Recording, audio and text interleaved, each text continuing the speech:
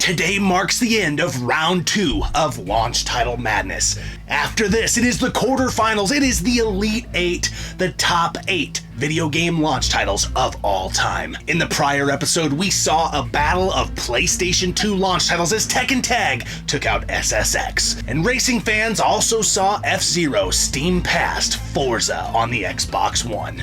In today's episode, Marvel Ultimate Alliance on the PlayStation 3 goes head-to-head with ZombiU on the WiiU. And we also see one of the greatest fighting games ever made, SoulCalibur, go against everyone's beloved Super Mario 64. There are no more easy decisions left, and there is no way that we are going to get through this episode without pissing somebody off. So if you come out of this episode with an axe to grind, make sure you let us know in the comments section. Saddle up for the next episode of Launch Title Madness. Whoa, shit!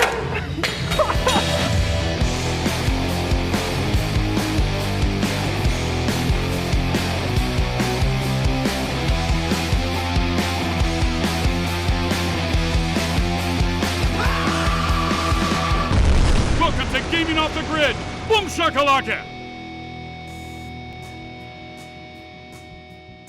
Well, we got through Bad Beer Month. Yes, we did. We're drinking a jelly freaking donut, and it's time for Launch Title Madness. Episode 13. This is the last round before the quarterfinals. Things are going to get nuts. But let's look at today's lineup. We have Marvel Ultimate Alliance on the PlayStation 3 versus ZombiU on the WiiU, and then we see SoulCalibur go against Super Mario 64. I think we jump into the first matchup. Marvel Ultimate Alliance against ZombiU. Most would probably call it surprising that ZombiU is still alive in Launch Title Madness. In the prior round, it took out Gun on the Xbox 360. Does this first-person zombie survival shooter have what it takes to deliver another upset in Launch Title Madness with an amazing single-player campaign, horde mode, and a very unique multiplayer? It may just have what it takes to survive.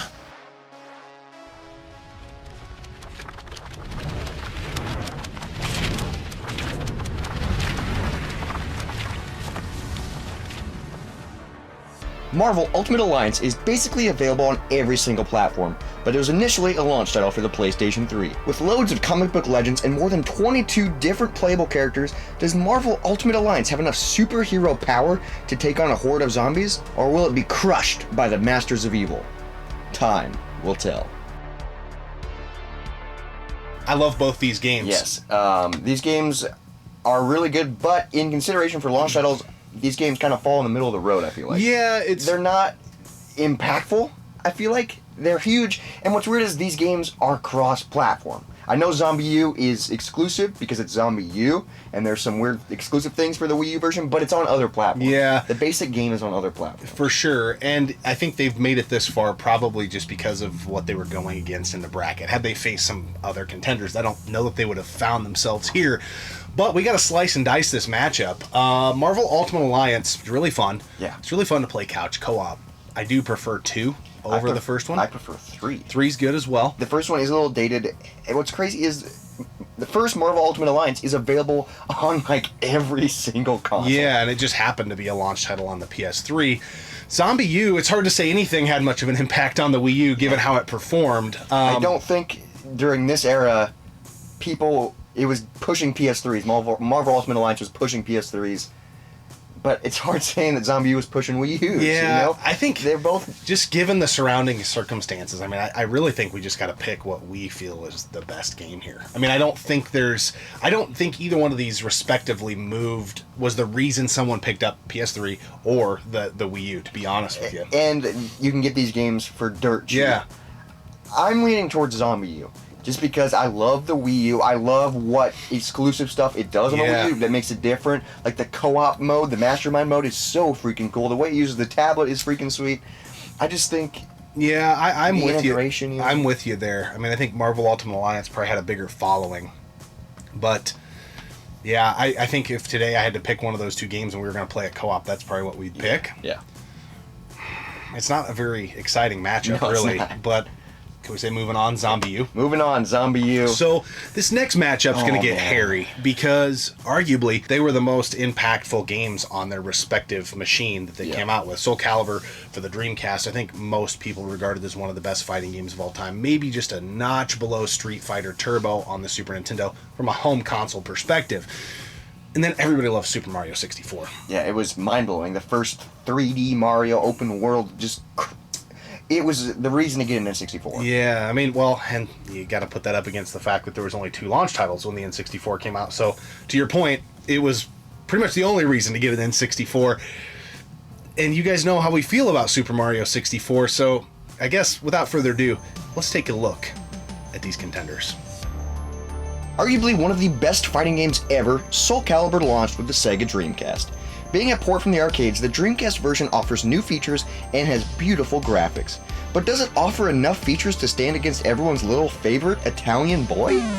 Let's find out.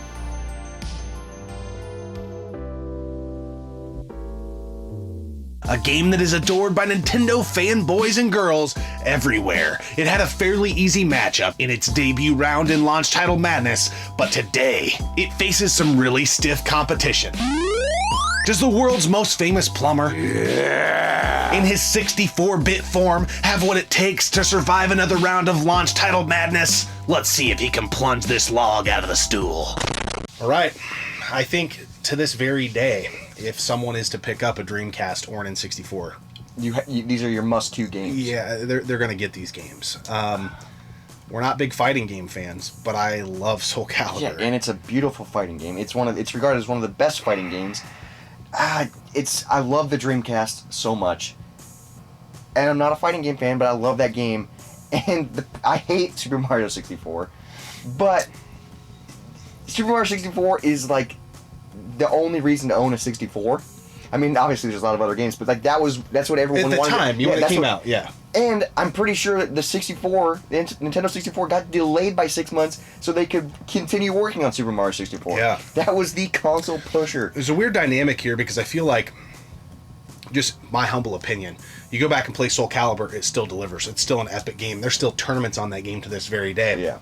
Mario 64, at the time I didn't like it. Today I don't like it. Tomorrow I won't like it. What? Next week I won't like it. What? Next month I won't like it. What? I've never liked the game, but I know what it did for gaming. Yes. And this is going to ruffle a lot of people's feathers, but and you can talk me off this ledge, but I'm going SoulCalibur here. Are you really? Yeah. Wow. It was so mind-blowing that it was like better than the arcade version on a home console.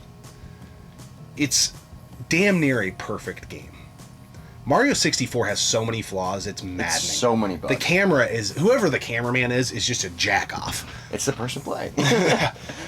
This is tough because... This is going to piss a lot of people off. I'm leaning towards Mario 64, even though it's crazy because we haven't disagreed that often. I know. Even though I hate Mario 64, I'm just not a fan of the N64 in general. I love the Dreamcast. Just looking at it from a launch... This is launch titles. And from a launch perspective, that was the freaking hype. It was a cultural phenomenon. It was. There were more people talking about Super Mario 64, to your point, than there was SoulCalibur. But also the Dreamcast didn't do as well. That's Sega's last home console. Yeah. So that is in consideration too, and the Nintendo 64, everyone had one.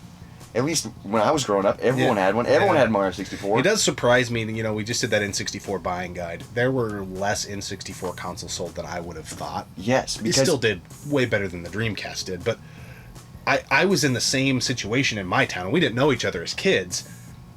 Everyone I knew had a 64. Yeah. And so when you look at the data and it's like, huh? It's weird. Yeah, but...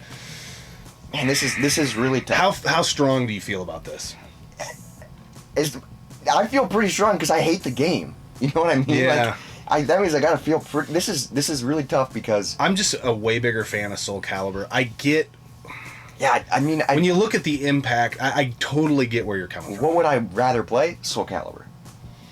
Yeah. But This is tough because people are like, oh, they're launch titles. Yeah, and But it also is, we're playing them in 2021. Yeah. Like, we have to take a lot of things into consideration, guys. there's a lot of things, and we probably, different things drive different things in Nostalgia, different matchups. Yeah. It's kind of like, okay, so Nintendo wasn't ready to launch the N64 because they only had 2 games. So this game gets elevated up on this goddamn pedestal.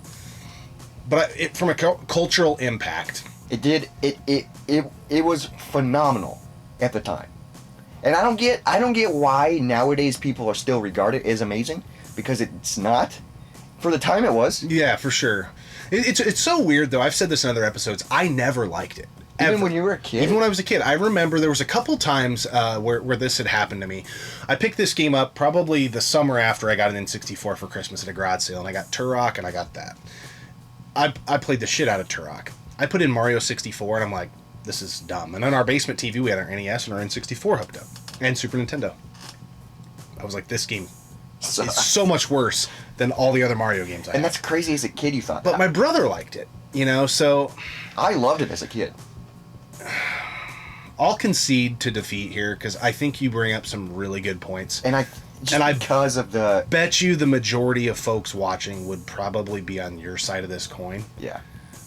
I was the guy who literally was fighting and arguing with every kid at school that the Dreamcast was better than the PS2, even after the PS2 had been out for 2 years. Like, I loved that console. Do you still think it's better than the PS2? No, I got off of that post. When I love the Dreamcast, but I bought a PS2 in 2002, but...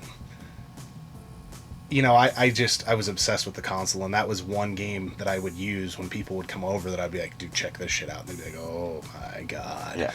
And I've always had those few, that you put in Cannon Spike, you put this in, you put in Expendable, and you can sway people over to the Jet Set Radio is another one.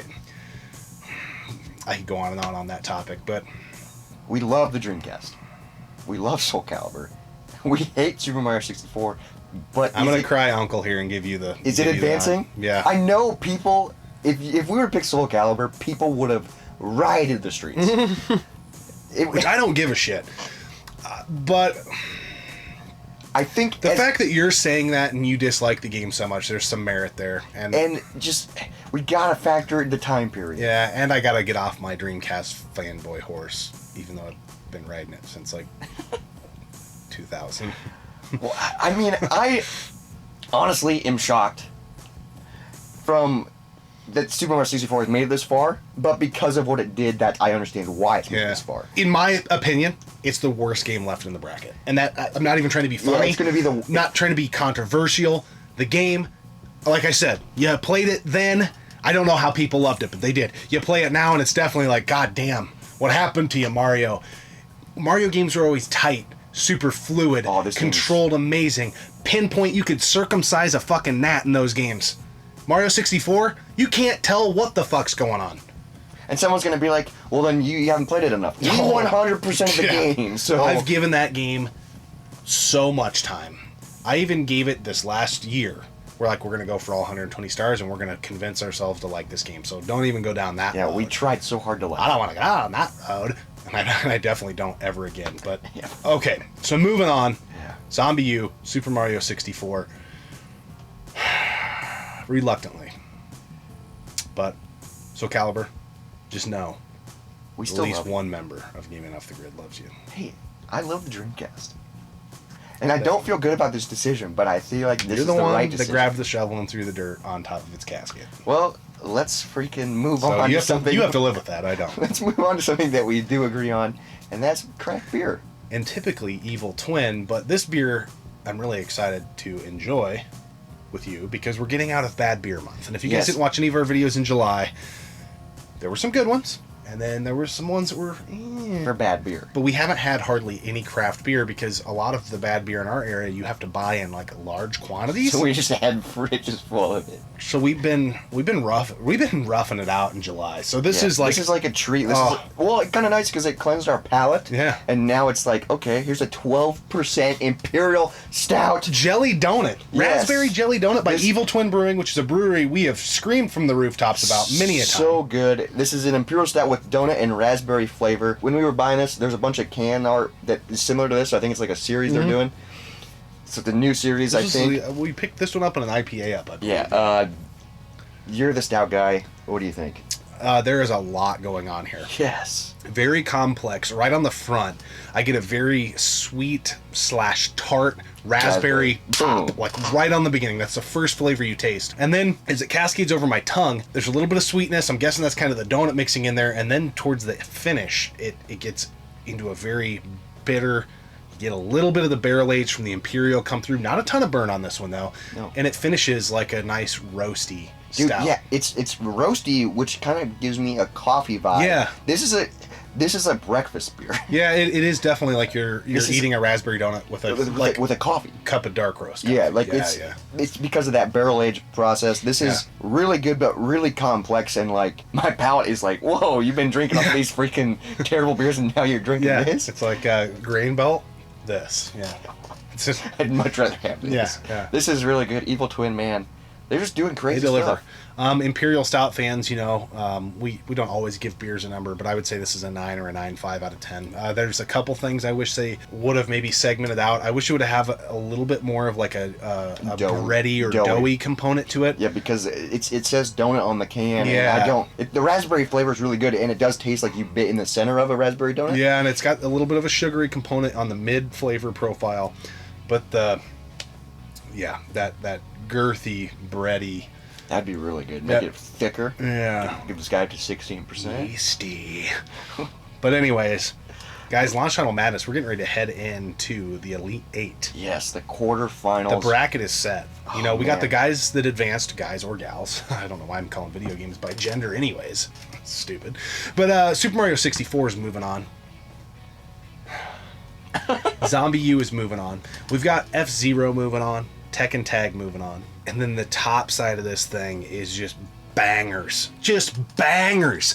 Luigi's Mansion and Super Mario World. I don't even want to think about that. I adore both of those games. I don't even want to go there. Sonic Adventure and Super Mario Brothers are the other matchup to round out the Elite 8. Oh my god. And I love both of those games. So we're getting to a part in this series where no matter what we pick, we're going to piss people off. And I know we've already pissed people off, and they've hated the series ever since. It's probably because we kicked out Halo pretty early. But, I will say there's been a lot of people in the comments saying, we know that Super Mario Brothers and Super Mario World are going to the finals. Wrong. That can't happen. We have to pick one of them to go to the finals. Yeah. So that just can't happen. So the bracket was voted on by the fans for those of you who are just new to the series, which if you are, you might want to go back and kind of scoop through everything, maybe fast forward through it, whatever, so you're kind of brought up to speed. The bracket was decided by fans as far as what games got into. Yeah, 2 per console. And there were some games that made it in that's like, well, should that have been in there? The murkiness on Super Mario Brothers of when it officially launched. But I will refer to NES Complex, who does consider that NES launch title due to some receipt that he found from 85. Yes, and he knows his shit. And I'll put a stake in the ground saying NES Complex is maybe one of the most researched individuals in the video game industry that I know. Yeah. So, highly recommend it. If Chris says it, I believe it. So, it's a launch title. But then, there's been a lot of those along the way, but they were voted on by the fans. And then we threw them in a random generated bracket, and that's what spit out. And then we took it from there. So, that's how it should the way the cookie crumbles. Yeah. I'm having a lot of fun with this. Yeah. Even though it's kind of stressful. Yeah. And it's just going to get more stressful. That's why I'm glad we got craft beer that's 12%. That's why I'm glad we have a jelly donut and a glass. And a glass. Cheers to that. Guys, those of you who've been riding dirty with us through this mini-series, we really appreciate it. It's been a long one. It's been fun. Some folks in the comments have said this series is getting stale. And you know what? Who cares? We're having fun. So, we do YouTube for fun. I don't know what everybody else does. We do it for fun. If we're having fun, and most of you are having fun, we're happy with it. So anyways, guys, we'll see you next time. Right here on Launch Title Madness on the one and only Gaming Off the Grid. Except remember that one channel? About a year ago? They tried reposting our videos. Yeah, and they had our same name. Yeah. But they put Gaming Off the Grid. Underscores. Yeah. Well, good idea. We shut them down. I do remember that. He literally just downloaded our video and re-uploaded it worse quality. Yeah. What an idiot. Well, let's give this a ride. I'm really curious. Give it a good raspberry smell.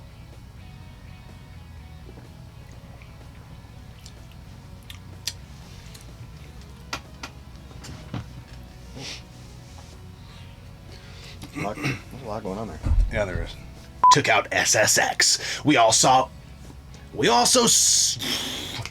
So make sure you jump into that comment section if you have an axe to grind and tell us where. So for the saddle up for the next episode of Launch Title Madness. Let's see if he can plunge this log out of the stool. Oh my god.